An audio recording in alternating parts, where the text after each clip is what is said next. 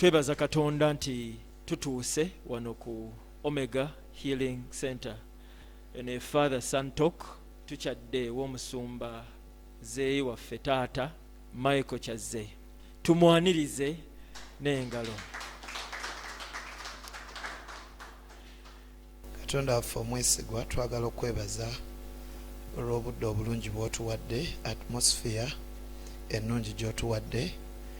Tukwebaza olw'okutuwa omukisa okujja mu nnyumba eno olwaleero. Tusabye tufulume n'omukisa. Tukwebaza olwa muzeeyi waffe Bishop Michael Kyazze.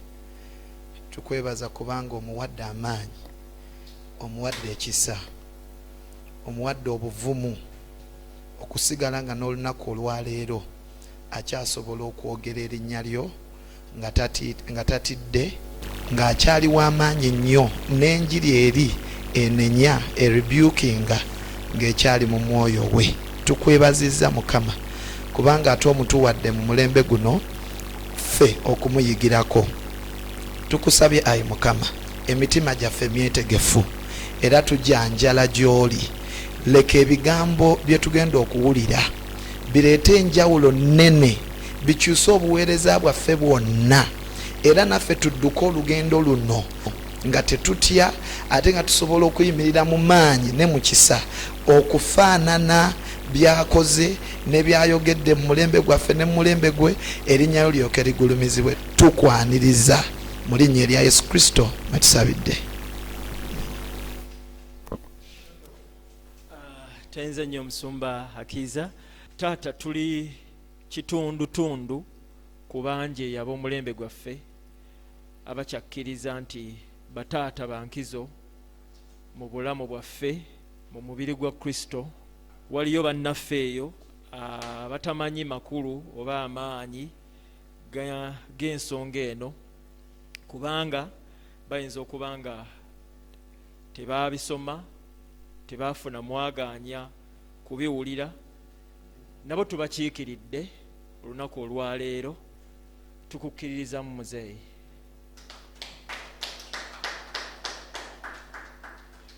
Tukkiririza mu Katonda wo akukozesezza emyaka egyo gyonna.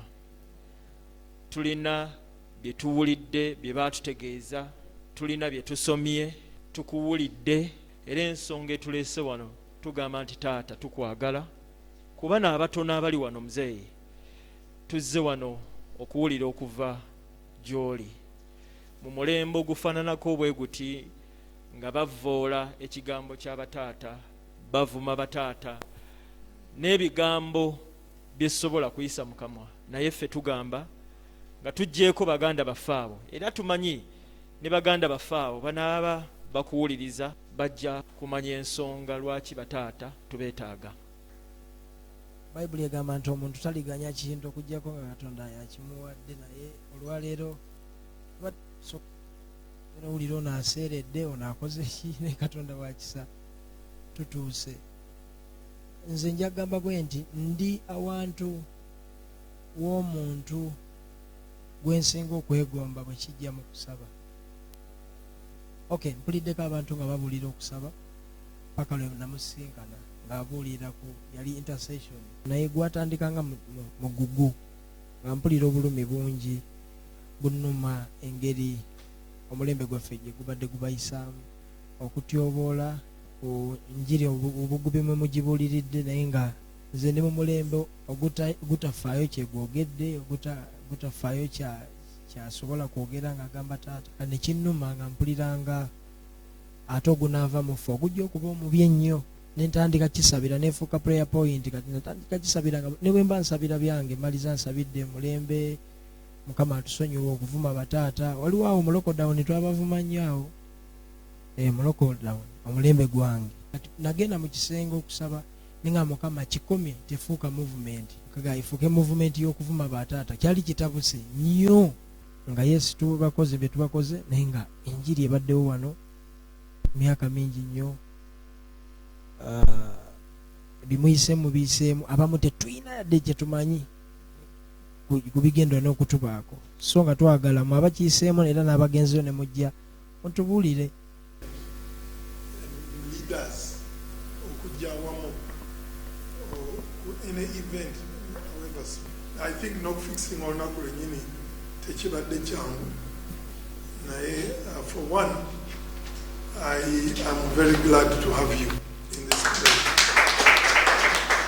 Mujja kunsonyiwa nti sibamanyi oba abamu nabeerabira ndowooza ekyo kijja n'emyaka okuuma amannya n'ebintu n'ebifo paka wotuuka ekiseera data neekolaki neeyiika yonna negamba kati abantu abasinga abalukuka edda bw'obagamba okusiiba agamba ekyo twakikola obugamba kusaba nti ekyo twakimala. It's always been good okubaako n'omuntu gwe weekwatako n'omuyigirako ate naye n'omuyamba okubeerawo. Kale kujja kwamwe kirungi gye ndi. I celebrate it, can talk the whole day.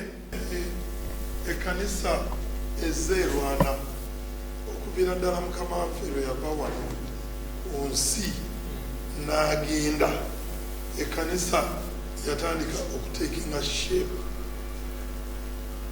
n'okukyuka olw'obulungi n'olw'obubi okutuusa mu biro bino bye tulimu.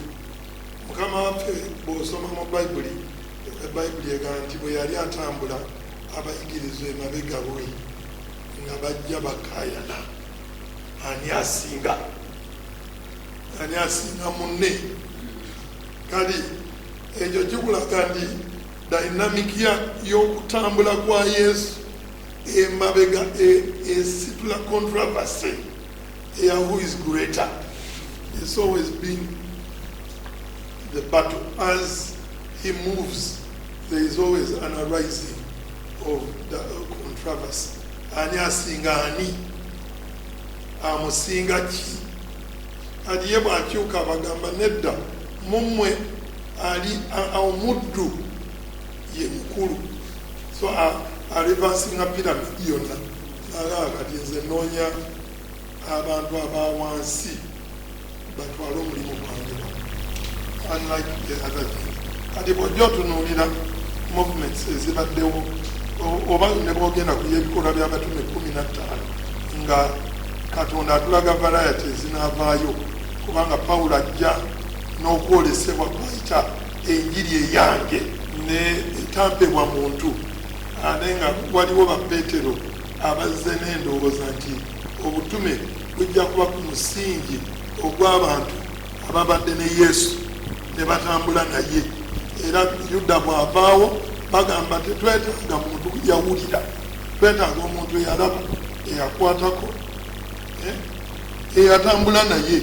Ne Yokaana bw'aba awandiika byetwawulira byetwakwatako ebyo byetukola ki. Yeyawula, ye is an experiential man. Yamulaba, yamukwatako. Pawulo azimba ng'aleeta ekibiina ky'abantu abagamba nti nze nayolesebwa. Two groups ezikola ki ezijja eyayolesebwa neyabeerawo. Kakati okuva eyo ogenda obasanga bali mu bikolwa by'abatume 15. Empita ayitamu mangu. Bikolwa by'abatume 15 abayigiriza bamiitinga e Yerusaalemi okukompeyalinga enjiri eriwo by that time. Pawulo aleese obujulizi nejava n'engeri bannaggwanga gye balokoka. Petero, Yakobo balina enjiri nga bwe yabaweebwa Yesu. Kati resolution erina okujja kiki kye tugenda okubuulira ensi. Era oba osoma obanga owuliriza documentary olaba nti meeting eyo abagirikodingako bagamba bayogeranga bayimiridde. Era bw'obanga osomye mu nnyiriri mu makkati okizuula nti Petero ne Pawulo si be bantu abali awamu nnyo, kubanga oluvannyuma Pawulo amwogerako mu Bagalatiya nti nze naweebwa, I was given the gospel of the Gentiles, and Peter was given the gospel to the Jews. And ojja kusanga translations emwegamba I was given to preach to the Gentiles. Ako ka preach kakyusa naye oli kyagamba Pawulo alina origino erina okugenda wa ba Gentiles. Petero n'aba n'origino erina okugenda mu Bayudaaya. Gwe wonooba osoma nga Bible school ojja kwebuuza enjiri ziri bbiri. Kakati ojja kwewa ansa ng'okutegeerako wekunajja naye nze nkulaga nti ebiro bizze biraga nti ebiseera bibaawo. Kati eyo kyekyasa ekisooka kireeta bano abasajja mujja balaba ba Polycarp abayigirizwa. Polycarp omuyigirizwa wa Yokaana omubatiza. Kati Yokaana omubatiza ajjukira yawangaala okusinga abatume bonna. Kati ate n'adiscipulinga Polycarp. Polycarp n'abeera omuntu alabirira enjiri kumpi mu biseera ebyo byonna. Ono asomesa kino, ono asomesa kiri, era n'awandiika kye tuyita enzikiriza ezisooka, first creed ewandiikibwa Polycarp. N'alabirira amakanisa. Polycarp wabanga Yokaana yali agaanye okufa nga bamufumba ne mbuto n'agaana okufa, n'asikibwa Polycarp. Polycarp n'abeera ne Yesu ng'atambuza ebijiri emyaka 9. Olaba ensikirano ereeta abaddirira oba Irenaeus ejja ereeta enjiri paka. Eyo njagala omanye nti eyo si kanisa y'Abakatuliki. Eyo y'original church ejjeeta. Kati Constantine bw'awamba Catholic Church n'etandika. Naye Catholic Church era nga tenatandika naye erina okwawukana. Naye waliwo okwawukana n'amakanisa ga Masiyoni ne gabuna wonna ng'ago gakkiriza mu bbaluwa za Pawulo zokka, nga naye amalala gakkiriza Bayibuli yonna. So there's been those changes. Kati bw'olaba Messianic influence egenda ekomawo buli kyasa. Amasiyoni bakomawo n'abakkiriza Bayibuli yonna ne bakomawo. Amasiyoni bakomawo n'abakkiriza Bayibuli. Kati omulembe gwe tulimu gutandise okussaako ebikoola bya Masiyoni.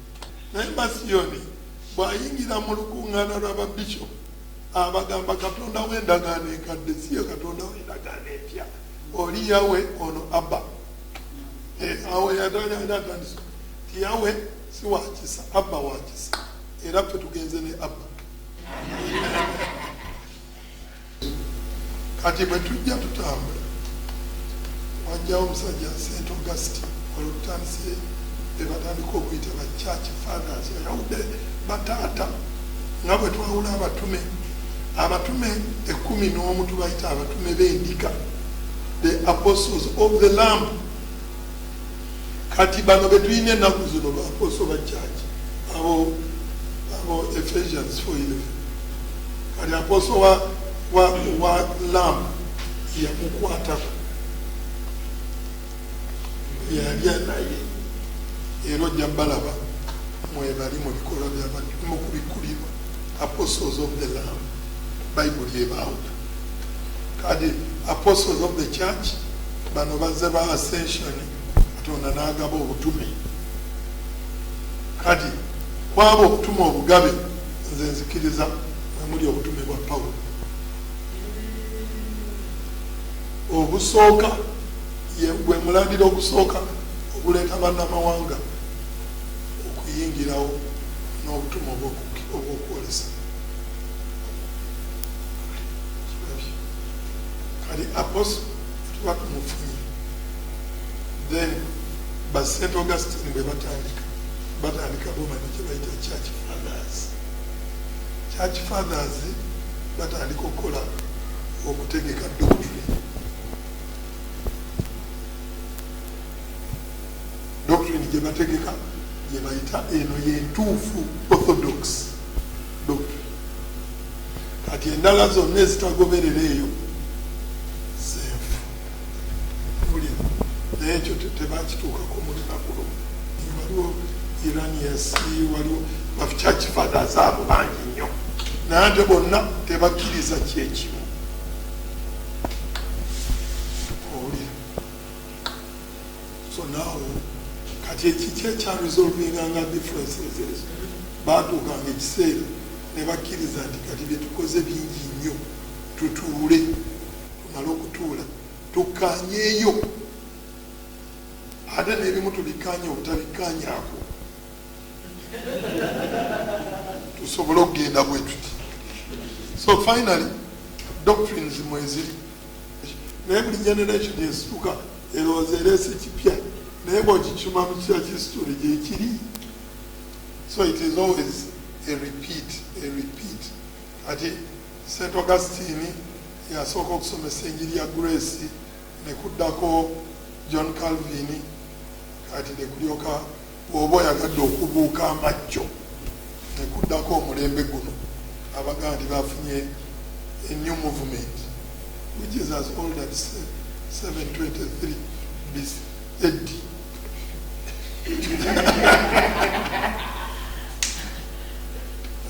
Kati wawulira nga bagisindika ng'eyazze jjo, naye nga ne notisi weeziri enkadde nnyo ezikukudde.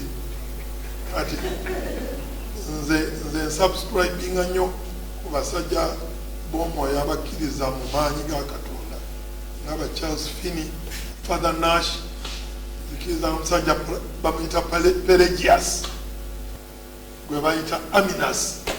Mbalaga nti tewali kyokola kitaliiko taata waakyo, waliwo yakitandika. Era bw'oba oyogera owuliriza omuntu ng'ayogera ogamba kati ono disciple wa kale tolina wogaana spiritual father, kubanga doctrine ekutuddemu erina emirandira gy'eva ate erwaniddwako neekayanibwako okuva Yesu bwe yagenda kuzuula buzuuzi jjajjawo omutuufu. Kati ebino bye tulimu Uganda nze nalokoka wano jjojjojjo 1981. It is yesterday because it just feels like yesterday. Eri gye twatandika tetukkiriza nti tufa, era nga tulina ekyawandiikibwa sijja kufa, nja kuba mulamu. Era nga munno bw'alwala oseka n'enseko nti olwala otya ng'olina Yesu. Naye bw'omala n'okula otandika okukkiriza nti mamma ndowooza n'obulwadde gyebuli. So it's yesterday 1981. Tetwalina radio, tetwalina wetufunira mukisa kuvuma, tetwalina kyakompeyaringako osobole okuvuma, kubanga ekkanisa ezaffe twatuulanga ku kiwempe ku ttaka, ettendo zaalindanga. Kanisa ey'amaanyi ng'erina eŋŋoma, kanisa ng'erina abantu nga bano abatudde wano y'amaanyi nnyo. Actually nga bw'otambula ne bayita nti omulokole nga gweweka gwoliko, naye kati bw'oyimirira Kampala Road bayita nti mulokole, bonna bakyo. Naye ate tukyebaza, twakisabye. So for me, I got saved in Pastor Kaiwa's church. We call it a church kati. Naye mu nnyumba bayatuulanga katebe kaluga kana keetooloovu nga bwabuulirira. Bayimbi mubanga bantu nga bwe bakuŋŋaanye wano mukuba mu ngalo, mala kusaba mutudde ku seminti nga muddayo. That's church. Ogenda ng'ekula, ezitandika okukula zikula by division, tudividinga nga twawukana mu nzikiriza. Bayibuli twagisomanga, eyagiguze n'agisoma n'annyonnyola, n'omulala n'annyonnyola ne bitakabatagana, wajja kuvaawo okwawukana. Abamu twali tukkiriza nti bw'olokoka okyukira ddala, abalala baatandika okugamba nedda bw'olokoka tokyukira ddala. Abo nabo ne bigenda ng'ebiwayi bigenda byeggulawo. era oluvannyuma ebiwayi byonna bikuze naye era nga bo extrapolatinga otuuka ku taata waabwe.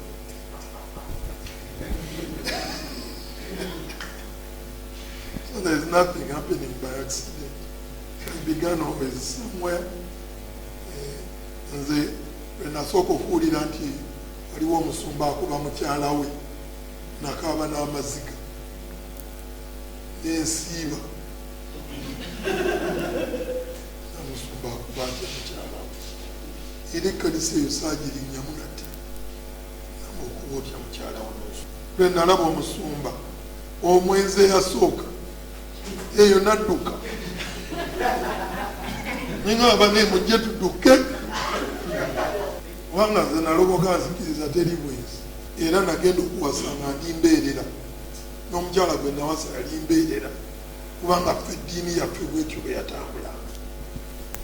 Era omukyalo oyo ye kabiite wange emyaka 36 simanyi mukazi mulala paka wendituuke wa Yesu. Taata wange nze gye nazaalibwa mu mwoyo wetuwulira ekibi tukaaba abalala bagamba ako katono nnyo waffe.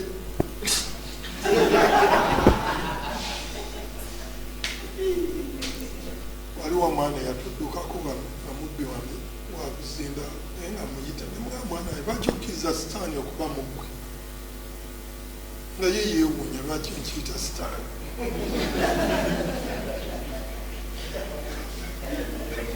Ng'ate akemeddwa bukemebu.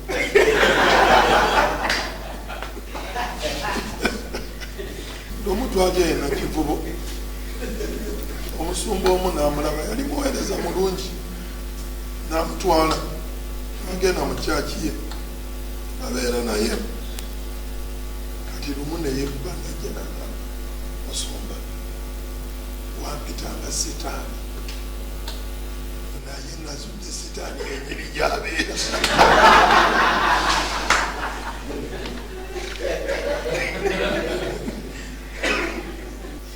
Omuntu egende n'abulukuka kati nagamba eri nze ndi malayika.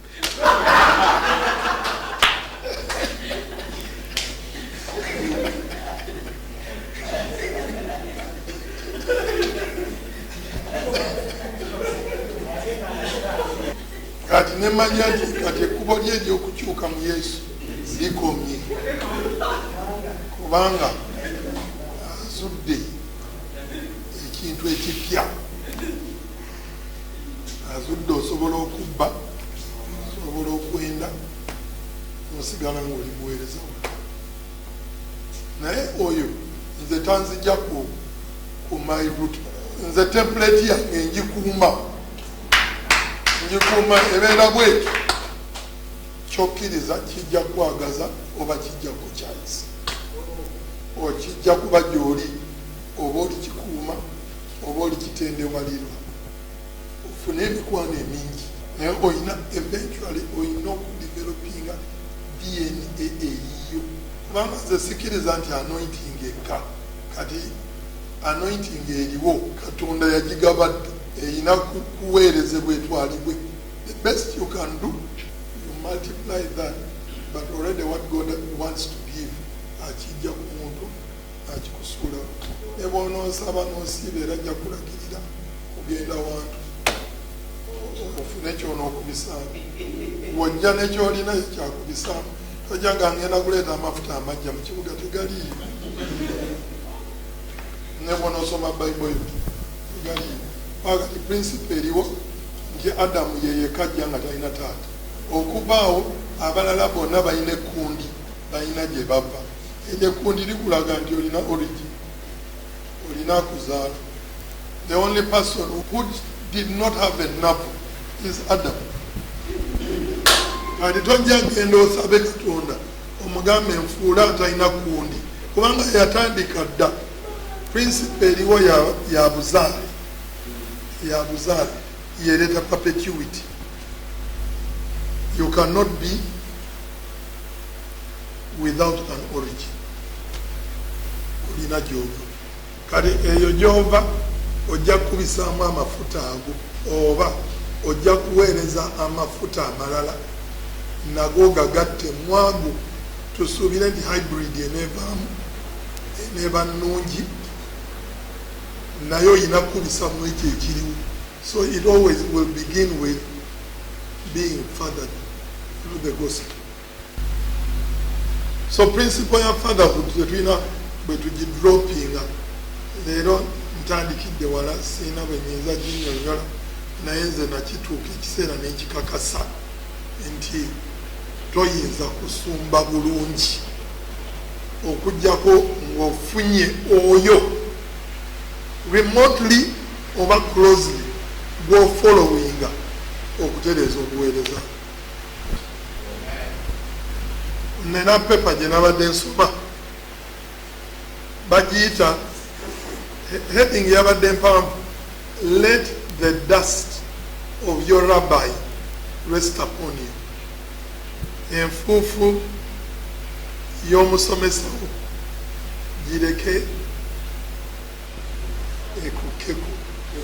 Kati eyo principle abayudaaya bagiyinanga kubanga abayudaaya bakkirizanga nti omwana bw'azaalibwa alina okugenda n'akola endagaano ne Katonda ennaku 8 ezisooka taatawo akutwala mu kubeerawo kwa Mukama ne bakukomola. We bakukomola oyo akututte mu kukomolebwa avunaanyizibwa ku bibi byo paka ng'olina emyaka 13. Olwo bw'oweza emyaka 13 ne bakuyita bba gwe Jedediya ba Jedediya no oli mwana wa Yedediya yabadde yeetikka ebibi byo okutuuka mu myaka 13. Kati okuva kati ogenda okwetikka ebibi ebibyo kuva ku myaka 13 weyongerayo. Labbi ajja waka ne bamugamba omwana wuuno n'abuuza kitaawo oba omaze Deuteronomy chapter 1 okutuuka ku chapter 6 ogimemorize n'olyoka otandika olugendo lw'okutambula ne labbi wo.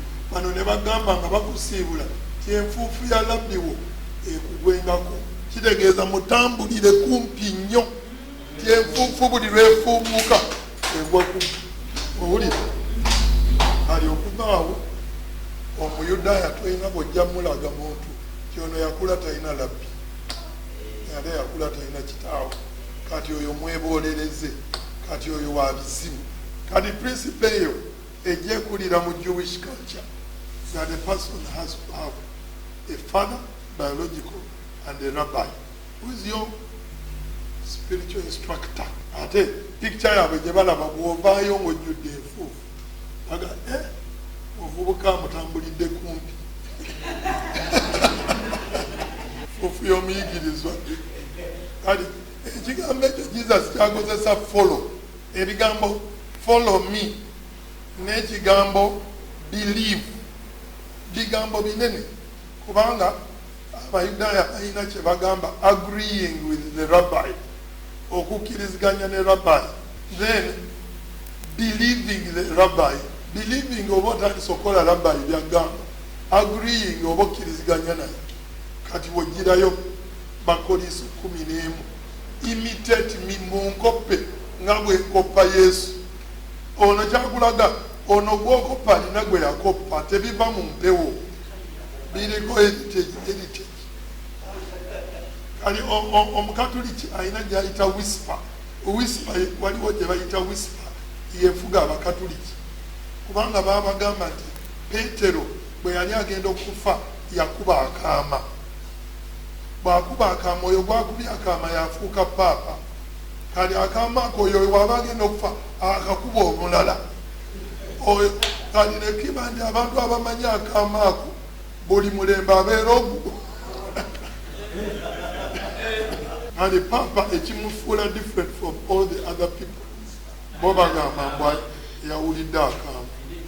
Alina kikabineti mwagenda bamuwa ekisumuluzo najjayo akaama. Kali gw'onoobeera oti omuyigirizwa nga tolina kaama.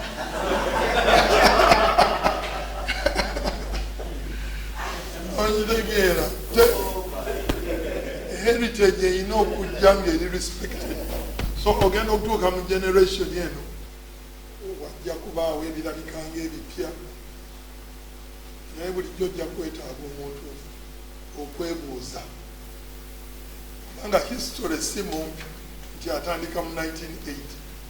History waffe atandika AD 1 tandika okusoma. Nze ndi theological critique. Abamu banama lwaki osala omusango? Nze sisala musango. Nze bwe ntunuulira bwino bwo nenzuula nga nze muzudde nga awewuka, tekiba kya buntu, sikukyawa ng'omukyawa bwino kyoyogedde kisikkiriziganya nakyo, naye gwe ng'omuntu tuyinza n'okulya emmere netugimalawo. Ekirala sikkiriziganya na conducts ezimu ezikontana ne scripture.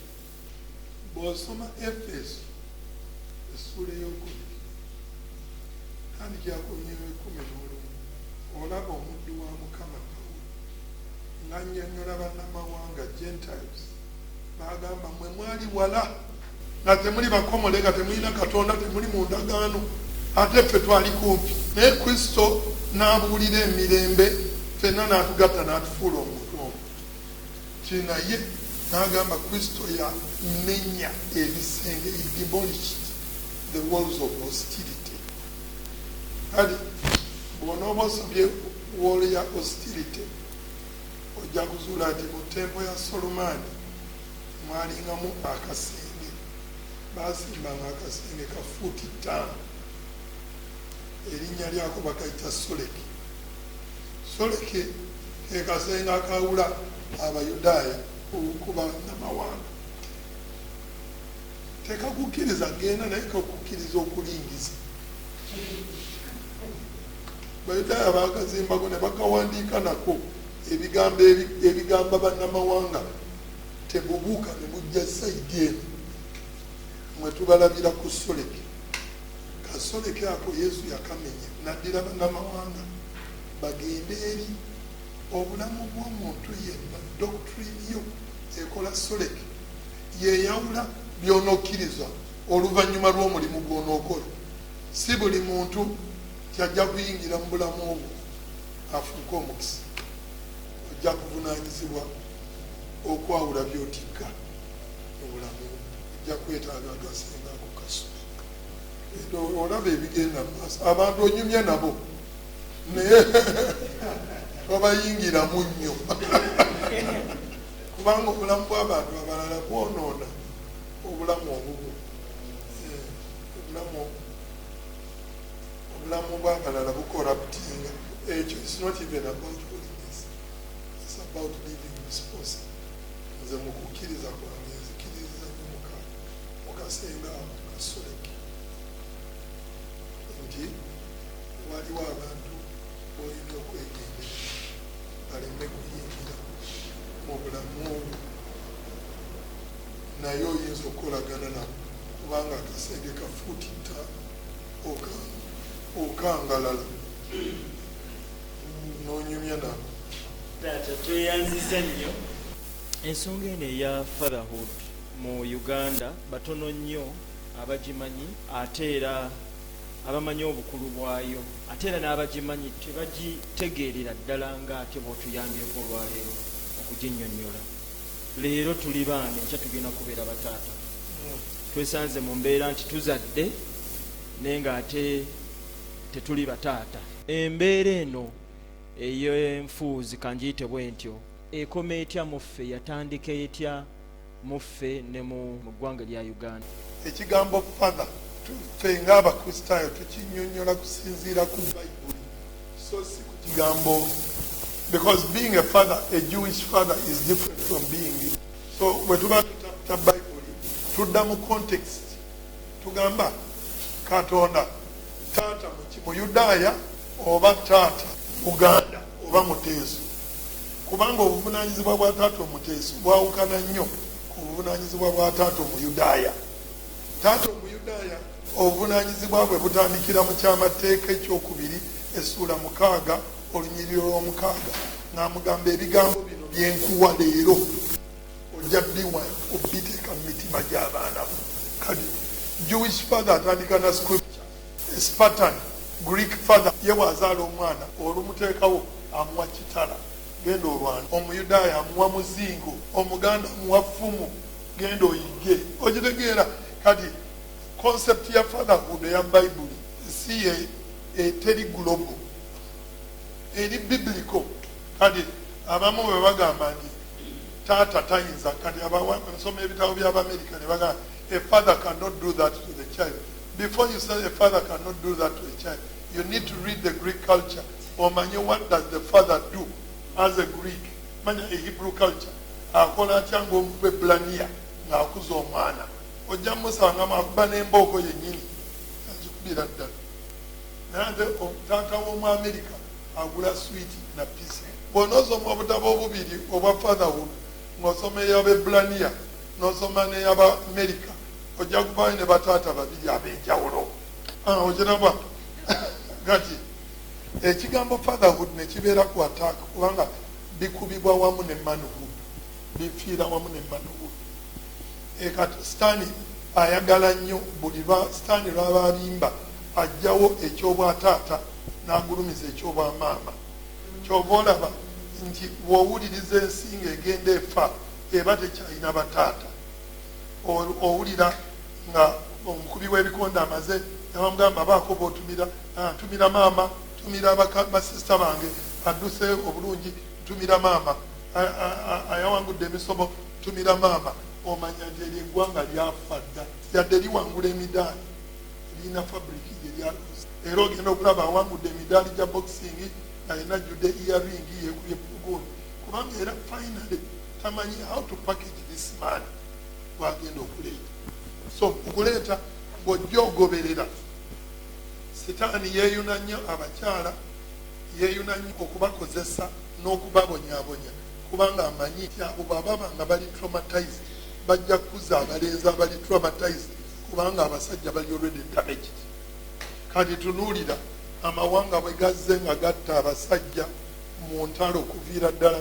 Nali mbulira Musumba Rogers ono ne Mukulakiza in generations basajja bazze bafa mu ntalo za conquest, bagenda mu lutabaalo, abasajja bafiira ku front line, abaana bakulanga bamulekwa. Kati nosanga generations okuva 1914 World War, mitwalo na mitwalo gy'abasajja abaafa mu sematalo oyo. Abakazi babasindika mu factory kola mundu, baziweereza babba baabwe bafiire ku front line. Bascientists ne bazuula ebyakulwanyisa namusisa. 1914 Europe yali fatherless. Hitler yagira ku train kuva Turkey n'afuuka omufuzi mu Germany nga kazenga kaana. Yine kabagamba you can be, muyinza okuba baddala, Abagermany bantu baddala, ne kalagira buli nnyumba ne bawanikamu ekifaananyi kyako. Hitler n'azaala eggwanga ddamba, father of a nation. Yonna n'alitwala mu sematalo ne bafiirayo. Europe died and died and died. Fatherhood died and died and died. Through the first, second World War, then our fathers were taken as slaves. Banamwandu ne bamulekwa. Be babadde mu African West. Ensi efaanananga bamulekwa kye bayinza okukola. Wano mu ruumu eno nsibako batono nnyo ku mmwe abaazannyako ne taata wamu ne muzannya akawuna oba n'akulerako, kubanga oli yali tamanyi kuba taata, yali amanyi kintu kimu, ye yali military command. So we are all brought up by single parents. We are an orphaned, bastard community. The best we can do is produce bastard churches, orphaned churches. Otunuulira omusajja nga si musajja nga tawera, kati bukiraba abakyala baffe be baddabi. Somehow something has hit manhood and fatherhood. Kati ne mu doctrine kyajja abasajja n'obwataata tebuliiwo. Pawulo alina kyeyakapityalingawo bakolesa ennyako bakumi na ssatu. Timujja kuba ne ba-instructors bangi, yade mu bataata batono. Many instructors, few fathers. Kati ojja kutunuulira ekibuga nga kino nga kijjudde ababuulizi naye nga ba-orphans. And the church is orphans. wano nasumbawo 15 years katonda okujja okuŋŋamba nti olina okufuna spiritual father. Ate omusajja yajja wano nga musungu naye alina doctrine eyo ya father nenjiresentinga kubanga nze nali nakula nkyaye kitange n'omutima gwange gwadda, naye omusajja nansomesa Bible nenkirisentinga naŋŋamba ntwale eri spiritual father wo nemutwale wa pastor Kayimu kubanga nalowooza nti omuntu akugulira enjiri yabeera spiritual father wo. Kati namuinterviewinga bwe yamala namugamba manyi ono spiritual son woyinza omumpa waye ndi wuuyo kati wetufuluma oli kubanga ye yali bukugumu ekyo ekyobuzadde naŋŋamba olabye oyo si spiritual father wo. He didn't put up a fight. He didn't want to know who I am. Abaana tebabagaba. Omuntu oyo akukayanira oyo yali very close to your father. Naŋŋamba okkiriza nkutwale akumpadde. Bwetyo doctrinally nze sikkiririza nnyo mu bazungu n'emirimu gyonna gyenkoze gikoze tegiri mu bazungu, naye bwetyo nesanga nga omuzungu afuse mukwano naye namuyigirako ebintu bingi nnyo ku kintu ky'okuba n'omuntu gwe bayita spiritual father.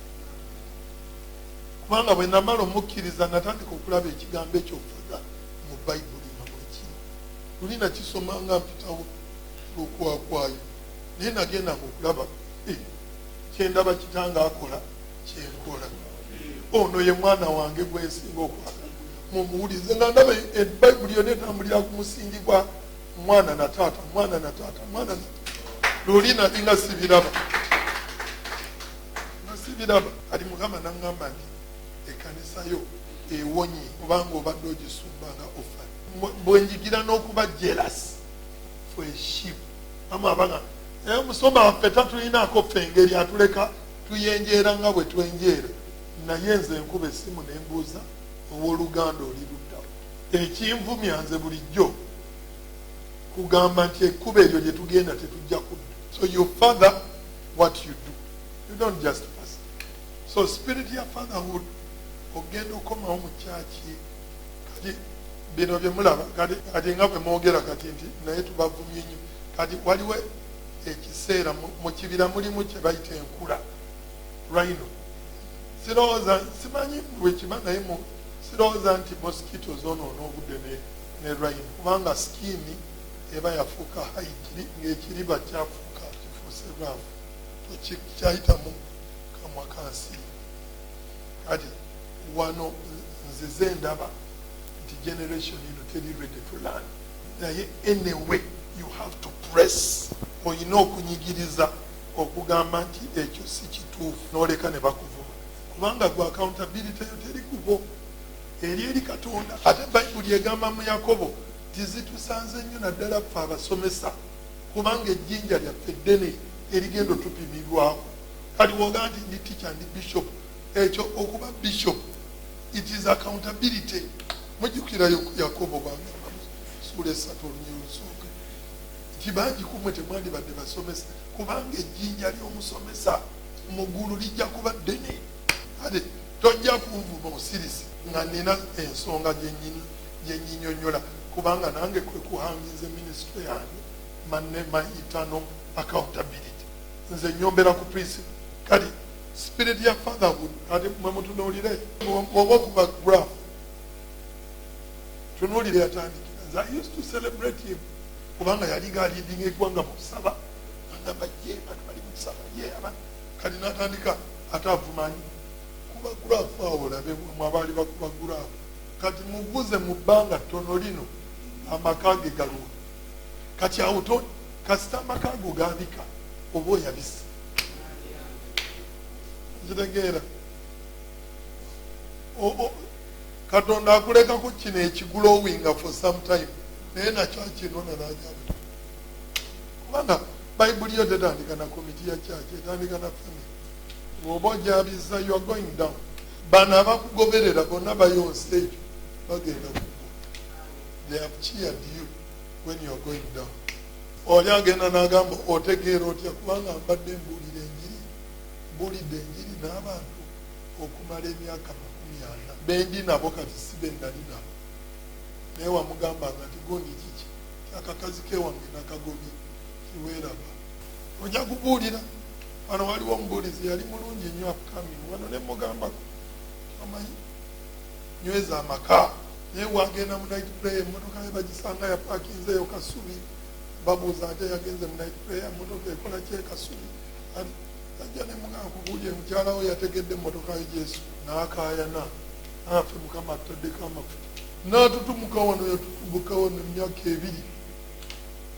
nga buli lankyawa ngenda nsumba atuwanzeekatusu ati omusanga mu Boston katonda alina byuma omusumba yagenda e Boston n'afunyisa abakazi embuto bana amakanisa gonna ne galekerawo okuwa ekituuti ati omanyi gyakola mu mental asylum akola mu balalo amubuuza okola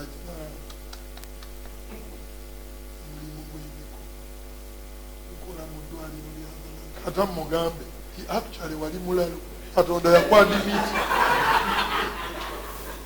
aŋŋamba musumba nkeera nentuula n'omulalo nayogera naye namuwooyawooya abo nyinza oku whole day from a set of 30 bewasiibanga nabo si bino bya 24 dry naku 3 nga yafotooka ali ku ttaka kati bwalaba abasajja ngaabo baserwa dda mitala kibanga usual mujja kompeyalinga amamotoka kyasimbyewo kavaxwogan neteekawo enzulusi yange TX naye nga ate gwe bayabika dda kubanga emisingi teyinza giseesiitula fada buddeyo kyendowooza nti bwe mugenda mu bya-identifyinga mujja bizuula kale musa mukama amugamba ojja kuyimirirawo ojjeko omwoyo nguteeke kuba bakuyambe kati ffenna tetumanyi ani gwe tuyamba mu buweereza bwawa ne Uganda naye nga waliwo initial anointings eza breakingagulawo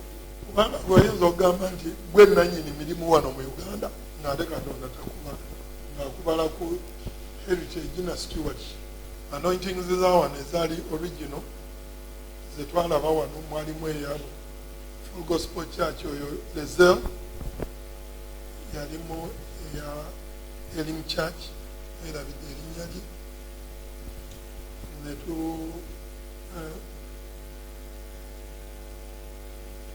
those white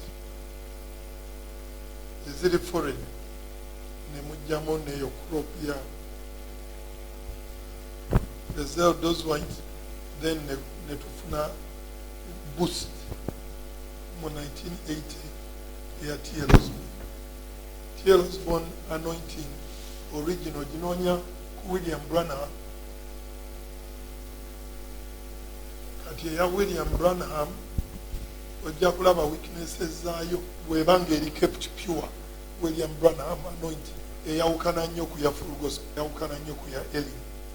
Then another foreign anointing eva Ghana Billy Eboa 1970. Then now ezisinga it's a crossbreed ojjeko eyabazuukufu ezo crossbreeds mwetujja hybrids zetulina Reverend John Eboa is alive. T.L. Osborne is alive. T.L. Osborne better understood through William Branham. Now the hybrid of Reverend John and T.L. Osborne ojjamu breed yayo naye erabidde neyagondi eya Pentecostal Church Gary Skinner kubanga eyo very ku PhD ezo the original mainly nga semu Eboa 10% dengattamu Osborne 50% nentabikamu product ye TL atuwanga nnyo ku gundi gye tuyita word of faith byamagero ne ssente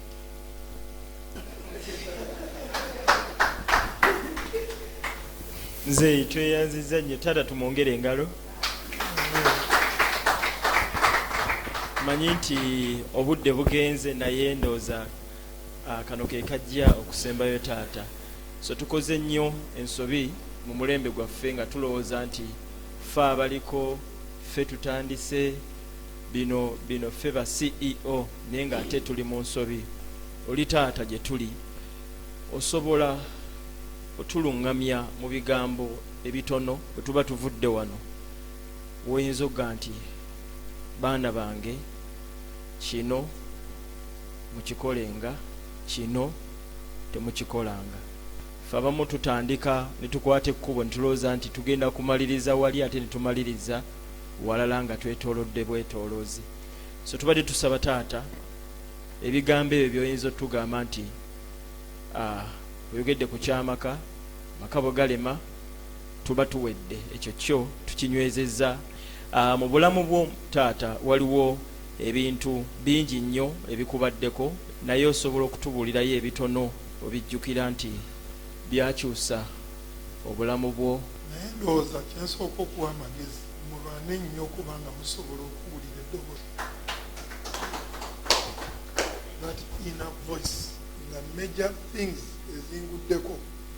Mbadde ntudde oluusi nga maze okusaba nempulira eddoboozi eriŋŋamba kikola ekyo tosiba oba tokikola. That inner voice ebintu ebituusiza obulamu bwange ndowooza disappointment. Nze nali nzikiririza nnyo mu ttundu ya Christ kati nze ebisiibo byange mu vacation yange ya senior 4 nasabanga era lumu omusumba wange yatutanga mpakanso era okusaba ngambanga ali crazy naye nasabanga erimu mbiraga nasabanga ebiseera ebyo bbaala zifuuka amakanisa abantu balokoke bigiri ebulirwe wonna biki byonna nakisiibya nenkaaba kati musumba wange nabamugamba nti oli asaba nnyo n'okukaaba kati musumba nangeanayani naye lwaki okaabanga bwotyo na Yesu atafa.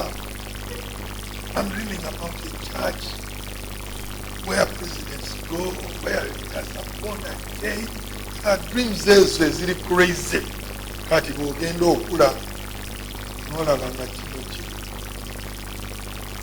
Nakkiriza nti tulina okuyamba ku buli musumba. Nze sakkiririza mu kuggulawo branch churches, nakkiriza nga buli kanisa tukiyambe. So obudde bwange obusinga nabumalanga ngenda mu makanisa g'abannange basomesezaamu bayamba.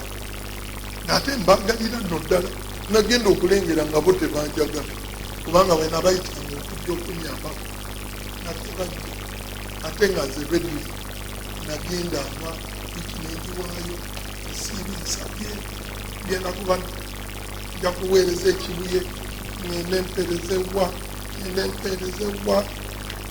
yogedde amakanisa mangi. I did not feel the brotherhood after rejoicing in all our successes. Gundi aguze ettaka tusonze, gundi tumubuuliriddeko, kibuga tukirya. Then eventually notandika everyone cares about bazi mu office zemukola ndowooza nze nazitandika tebajja kukkiriza naye nze nazitandika baba bakkirizanga nti wanaabangawo conference omumerica alina okujja nasomesa setingaaakadduka was thinking about body which helps people who help one another. And I was thinking about the image of a church that is so powerful. I personally took it on myself. When things go wrong, we must put them right because we have an image of it. My next disappointment was in our umbrella groups. We were trying to become a national fellowship.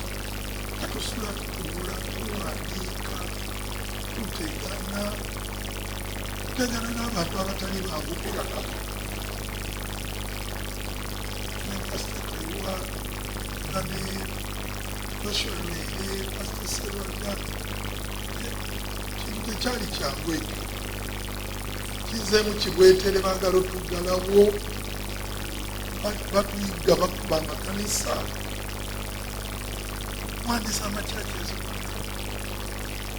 tumaze okufuna files ezo zonna turegistereza abantu tugezezaako weeding out cults, then cults ziyisa ssente ebbali ziyingire nazo, then tunakweka wafeozizino yalimu naweebwa responsibility ya doctrine nga ndowooza gomena namoluganda ndowooza ki nagenda okubeera wano otisi yange nga abantu batandika abakazi musumba gundi alina abakyala basatu nzize mbaloopa anyingiridde mu maka gange eŋamba bino ebintu ebya doctrine byalinga ebinaaba easy naye kati bakyala babasumba nga basimba wano layini abakozi abalwepingiddwa abasumba sawa yonagimala yogera nomusumba munayerekerawo kulwepinga musumba kendeza ku bakyala abamu bava wano tujja kutta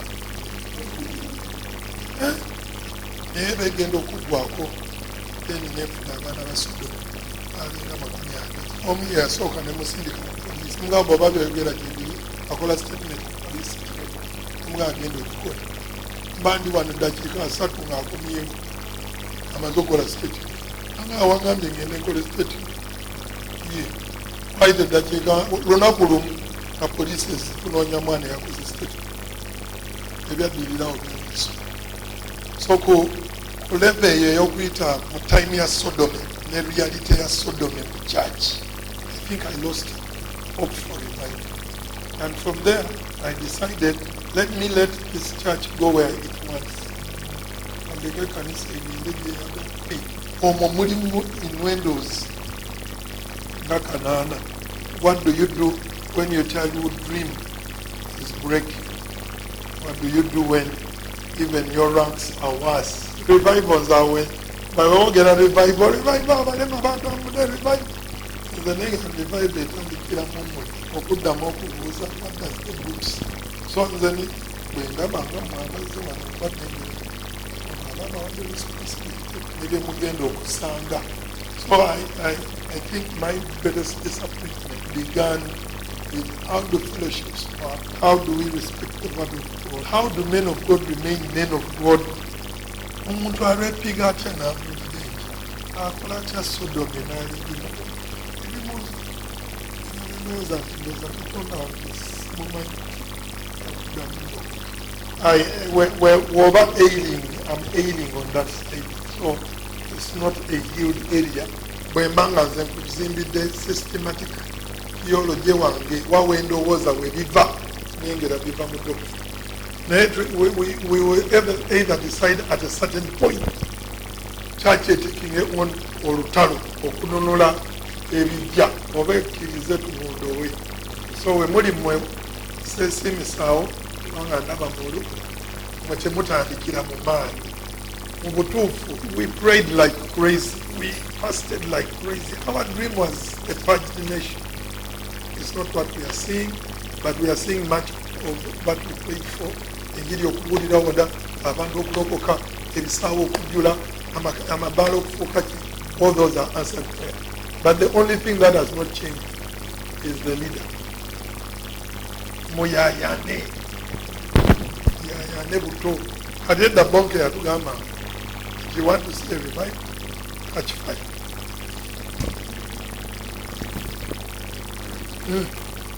Nesimye nnyo okwogera magambo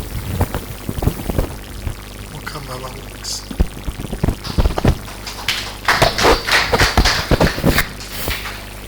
Tweyanza muzeeyi tetuyigenda kuddamu kubuza.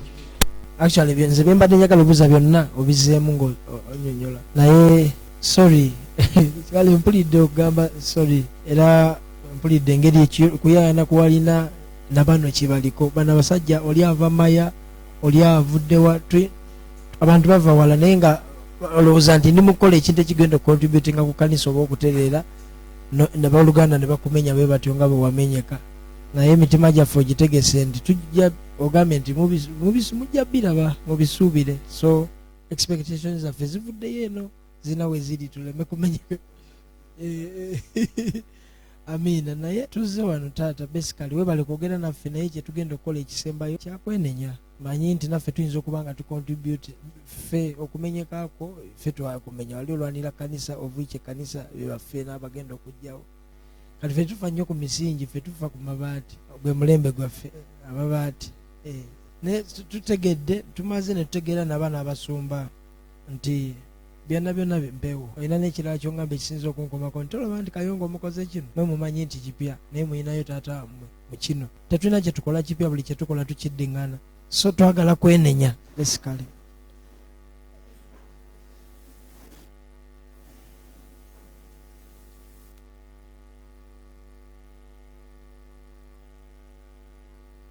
tusonyiwe nga tulwana ku maviivi tusabire n'omukisa bwe munaabanga mukaddiye nga tokyasobola kubuulira otulabe feesi zaffe oliziraba ku TV nga tetwakuswaza mukama bwe kiba nga kibadde ku ffe ffenna otusonyiire wamu mukama eri gwe twonoonye mukama katonda waffe era nzija n'abaana bo mukama nga tugamba otuyamba okusonyiwa otusonyiwe abatukoze obubi otusonyiwe ne betukoze obubi olwaleero tuyiseemu ekyeyo mukama wange tunaaze n'omusaayi gwo Yesu olwaleero naaze omubiri gwo ng'otandikira ku nze mukama katonda wange Yesu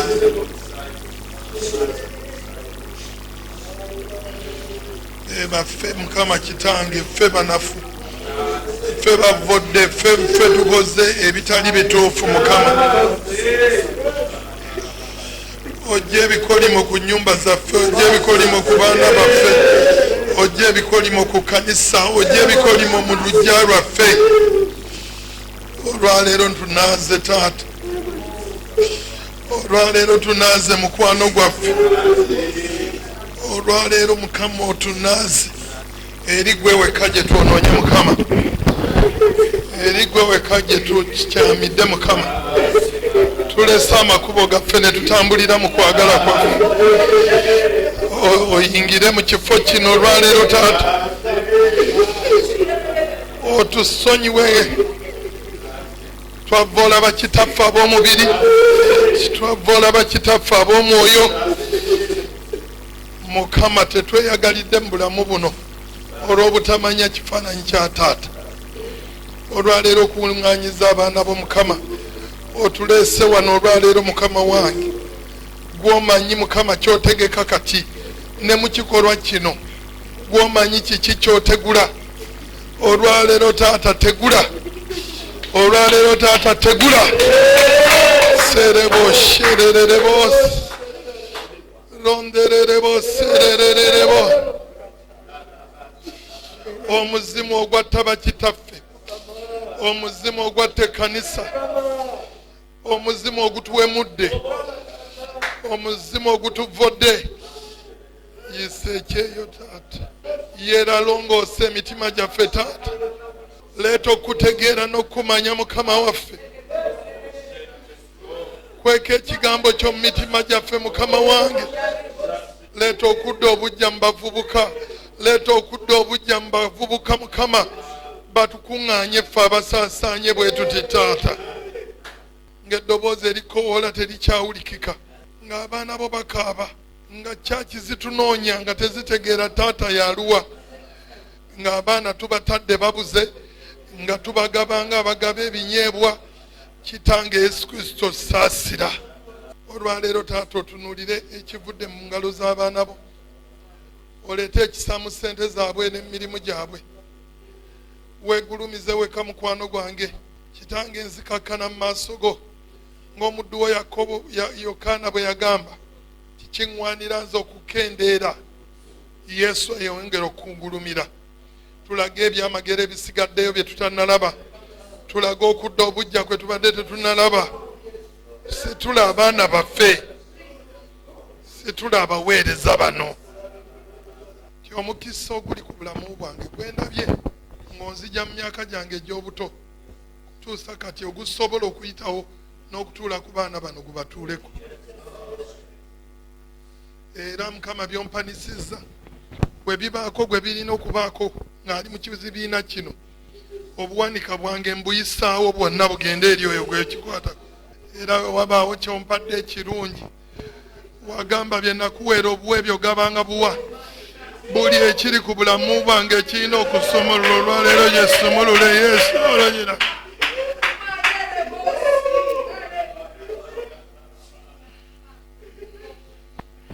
mukama bye bwantu mukola nenesitala nenkyuka nembikuba amabega olonde mu bano abanaatunula gye nali ntunudde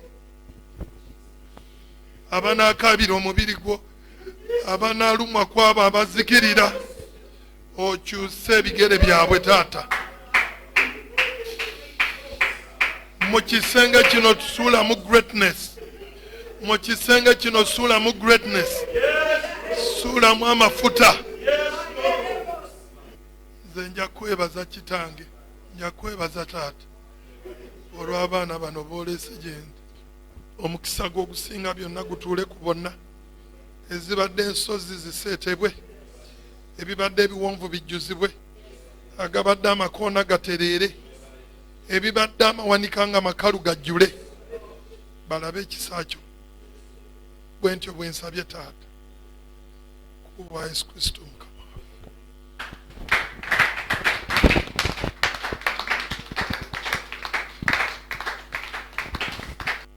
waliwo Mukama kyakakasa mu mmwe nti alina ekintu ekipya kyatandika